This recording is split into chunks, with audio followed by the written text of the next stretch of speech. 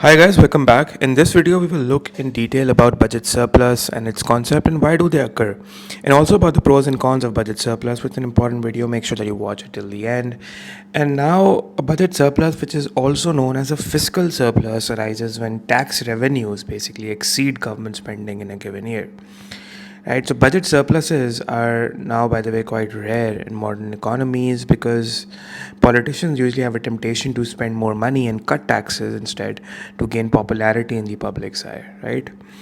And budget, as far as why do they occur, so budget surpluses could occur automatically as well, and that would be as a result of economic expansion that is experienced in the business cycle, which is known as a cyclical budget surplus, which I'm going to explain to you in a bit. Or it may also be enacted deliberately by the government itself, right? And as far as countries that have experienced budget surpluses in the past, you can give the example of Australia.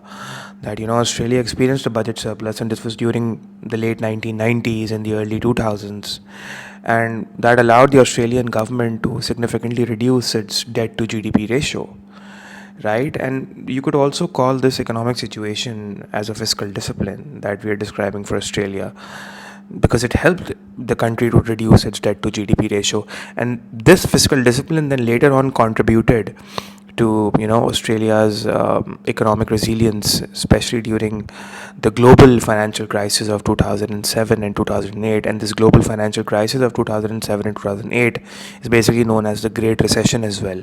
And guys, if we now see that why do budget surpluses occur, we basically have two reasons. So either they would occur automatically or they would be enacted deliberately by the government. And when you talk about they occurring, automatically because of cyclical factors, it's basically known as a cyclical budget deficit, and that occurs as a result of the economic expansion or growth in the economic cycle, right?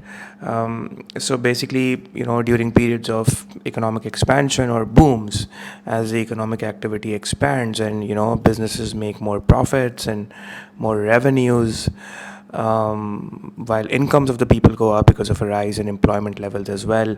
So what happens is that tax revenues goes up. So, you have more corporate tax revenues coming from business profits, and you have more income tax revenues coming in as well. And as consumer spending is rising, so you have more sales tax revenues coming as well from GST. And so overall the government's revenues are going up.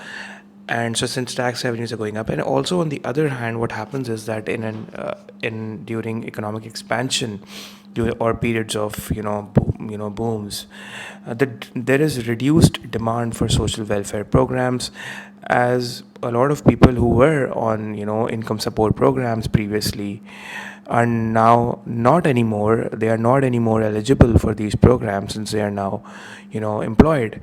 So that reduces spending on these programs, so that drastically reduces government spending automatically during economic expansion and booms. And that is a major cause of budget surplus happening during the boom period in the economic cycle. And a budget surplus that arises due to these cyclical factors, or a cyclical surplus as in the amount of the budget surplus that is cyclical in nature, right?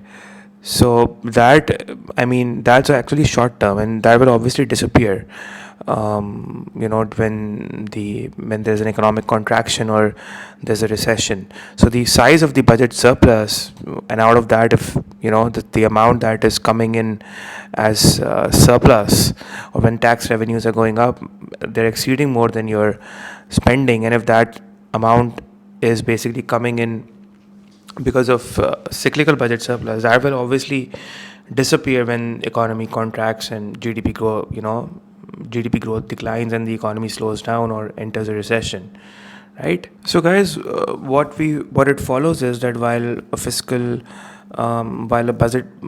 budget surplus or a fiscal surplus arises during periods of economic booms and growth, because the government's fiscal position improves and the economy is experiencing a strong economic growth, so direct and indirect tax revenues are growing, while at the same time welfare spending drops as unemployment declines. So while on the other hand, a budget surplus might also be enacted by the government itself, right? And that could happen when the government enacts a budget surplus because it wants a contractionary fiscal policy, where the government ends up with spending cuts and increases tax rates, right? So that could also result in a budget surplus, and that is when the government basically comes up with austerity policies, that is fiscal austerity policies. And fiscal austerity policies, these fiscal austerity policies, this is the key term, this usually involves basically higher tax rates and deep cuts in state spending. That's what fiscal austerity is, and it's usually implemented during times. You can say it's a sign of contractionary fiscal policy, and it's implemented during times when the government wants to slow down the economy because it's growing at unsustainable levels, or maybe there's very high inflation in the economy. So then the government may enact a budget surplus, right? Now, if you look at the benefits of a budget surplus, the economic benefits. So primarily, basically, when the governments run budget surpluses, then it means that it would reduce the national debt, and also lead to lower government borrowing in future. And this is because budget surpluses, as a result of austerity measures implemented by the government, because these austerity measures consist of cuts to government spending and increase in taxation, both of which results into a budget surplus and also reduces the need for borrowing. Because of a budget surplus, there's a reduced need for borrowing, and that allows the government to generate more tax revenues to service the debt. The government is going to service its existing national debt, and that reduces the debt then, right? Servicing the debt, that's the keyword that you should be knowing. And as a consequence, what happens is that first of all, the debt to GDP ratio declines. And that's a good thing, in fact, when your debt to GDP ratio is going down. And the impact is that, when your national debt goes down, that is your national debt, which is your total stock of debt. And I've already made a video on national debt as well. You can check in my playlist. You can check on the playlist. So what happens is that reduces the fact that national debt goes down. It promotes greater confidence in the state of the government finances, right? So, and that attracts your foreign direct investment, FDI. And domestic investment also goes up in the economy. Not only FDI, but FDI is foreign direct investment, right? When more multinational companies invest in your economy by setting up its operations in your domestic economy, that's what FDI is. While domestic investment also goes up, and there's reduced need for the government to borrow money now, because the government is already running a budget surplus. And it also increases the ease of raising finances for the government over time in future. If at any point the government needs to raise finance in future to maybe, let's say, if the government runs some sort of a budget deficit later on in a few years, or maybe whenever, so it would increase the ease at which the government could easily raise finance. And the reason is because of greater confidence in the credit worthiness of the government, right? So those economies and those nations that consistently achieve budget surpluses, that sort of demonstrates fiscal discipline and responsibility, to an extent. Fiscal discipline, you can say, which enhances, and especially budget surpluses as a result of, you could say here, you could say budget surpluses as a result of higher tax revenues. So it's sort of indicating fiscal discipline, which enhances investor confidence in the overall economy, and enhances investor confidence in their overall economic management capabilities, because it indicates a higher tax base. It indicates more and more people are paying taxes, right? And it indicates that there's more economic growth, and that is the reason why tax revenues are going up, right? So it's more confidence in the economic management capabilities of the country, and this in turn increases the government's credit worthiness in the international financial markets as well, allowing it to borrow money at very low interest rates in future, if at any time there's a need to borrow money. and it also allows the governments to access, foreign, borrow at low interest rates and also access capital more easily. And that's a very good thing for the economy. It's a plus point. And strong investor confidence in the economy and very strong credit worthiness, both, like I already mentioned, it attracts foreign investment, and foreign direct investment, again promoting economic growth, again promoting long-term economic growth and short-term growth and actual growth as well.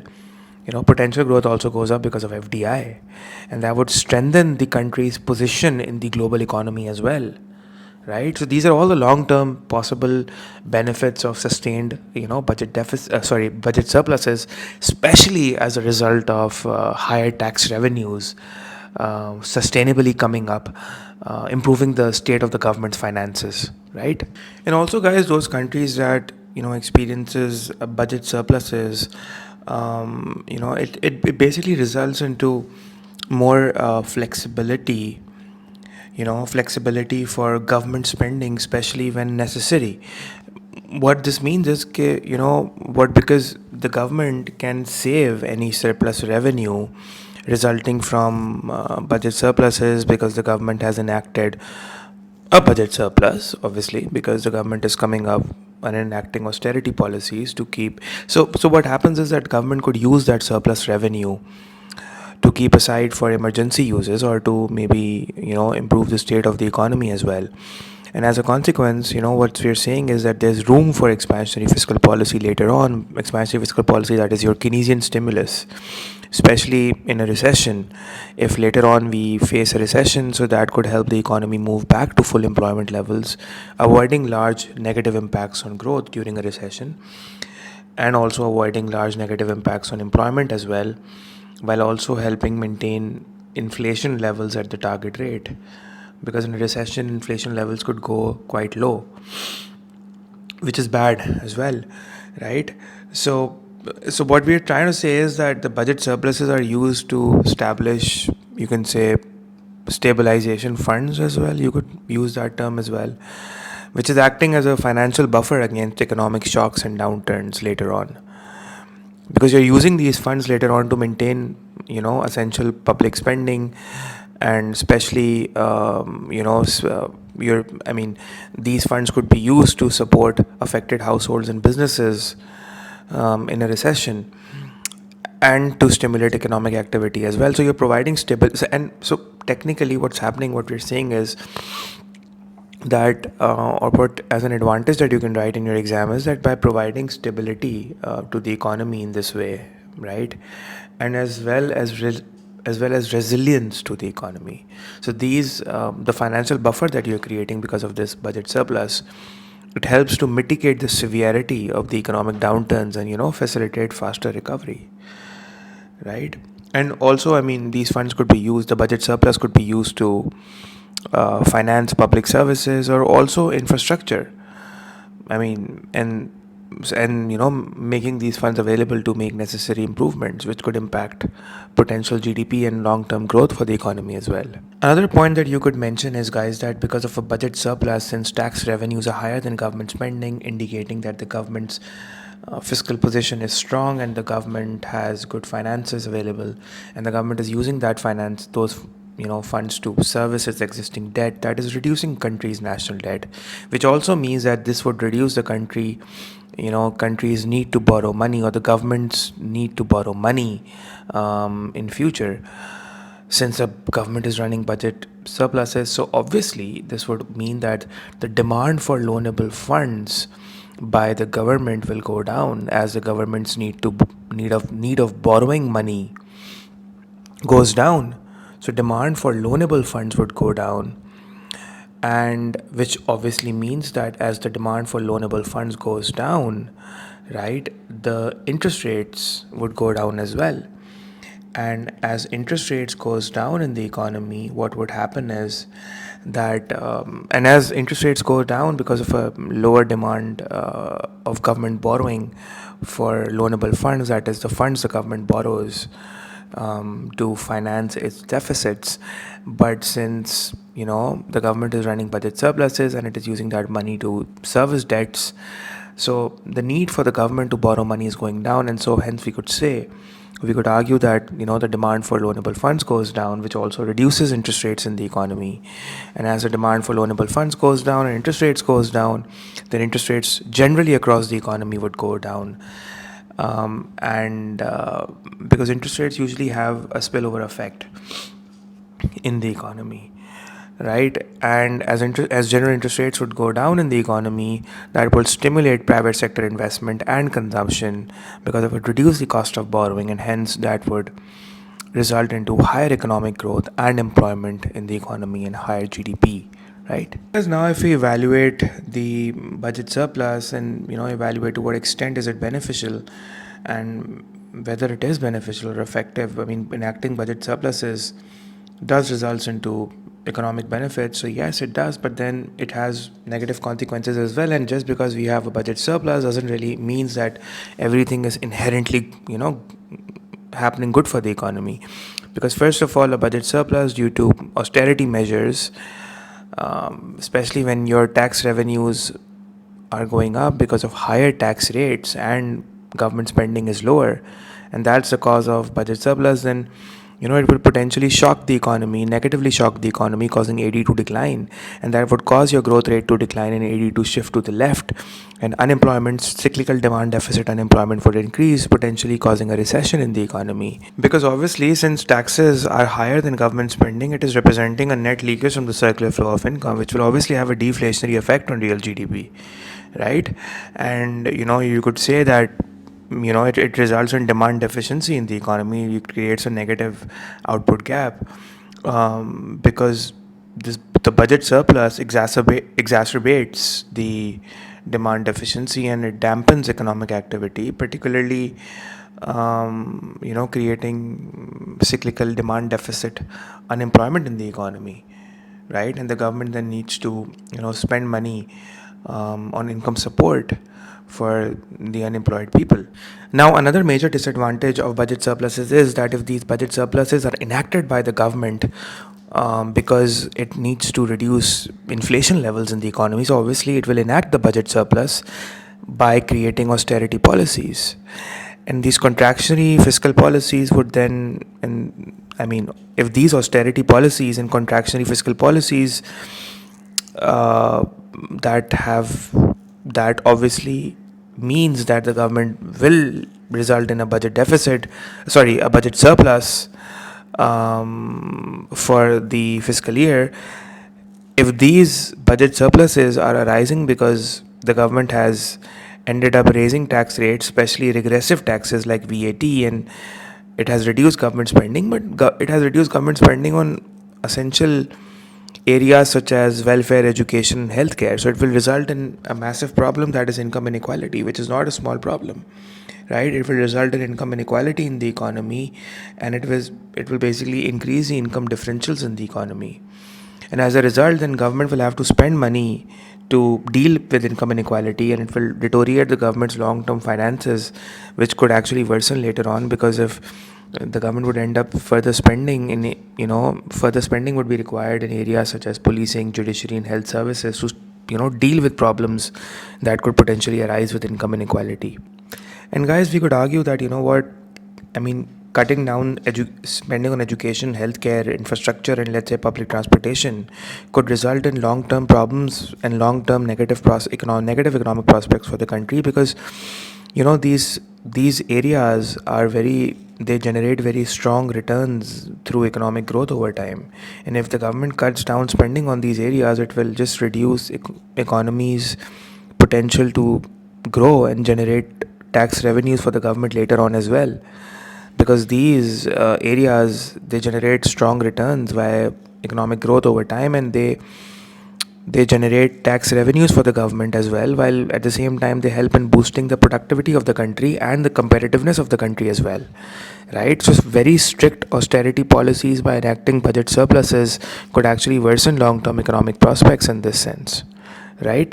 And so guys, to conclude, we may say that when then the economy is growing and you have budget surplus because of higher tax revenues, because of growth, it makes complete sense to pay off your debts and service down debts and reduce the debt as a percentage of GDP. And that's good and healthy for the economy because of its long-term positive benefits that was already discussed in the video. But you see, there are concerns regarding budget surpluses, that if you make your if the country makes the budget surplus as a top economic priority, it could mean that we end up taking decisions which are not in the best interest of the economy, especially because government could end up increasing tax rates, which could cause inequality, and also reducing spending on certain areas that are essential for the economy. And that is why budget surpluses are considered unpopular by the governments, because they reduce the government's popularity and are not welcomed well by the general population, because it reduces welfare for the population, right? So, and so so that is why we say that that budget surpluses does not necessarily mean that they are inherently very good for the economy. However, that doesn't also mean that budget deficits are inherently bad. At times, budget deficits are also very.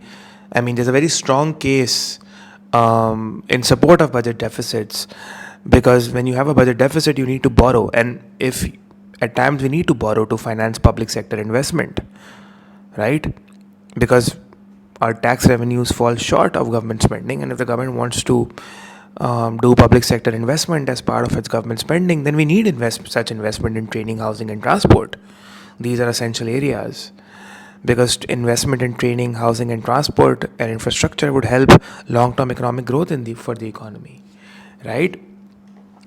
So the governments must, and just to conclude, I will say that the nations must make sure that whatever budget surpluses it has, it is used at its, in the best interest for the nation, and those money and those funds contribute to sustainable and inclusive economic development for the country. And here basically one could give the example of Norway, that Norway has basically generated strong tax revenues from oil, and it has used the tax revenues to invest in the economy, in infrastructure, and diversifying the economy.